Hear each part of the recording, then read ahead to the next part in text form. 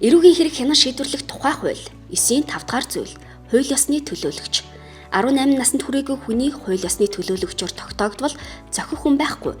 Эсвэл ашиг сонирхлын зөрчилдөө бол хүүхдийн асуудал эрхэлсэн төрийн байгууллагын ажилтныг хууль ёсны төлөөлөгчөөр тогтоож болно. За насан туршаагүй хохирогч, гэрч холбогдогч хүүхдийн асран хамгаалагч нь тухайн гэмт хэрэгт холбогдсон эсвэл ашиг сонирхлын зөрчилтэй энэ асуудал дээр манай байгууллага бол хууль ёсны төлөөлөгчөөр бол томилдог.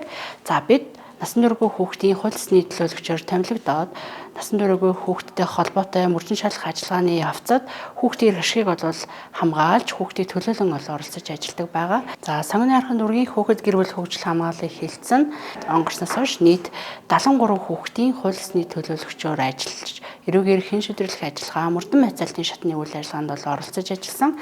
За мөн шүүхийн шатанд 7 хүүхдийн эрхийг хамгаалж гэмөрөөгийн шүүх хуралдаанд бол оролцож ажилласан байна.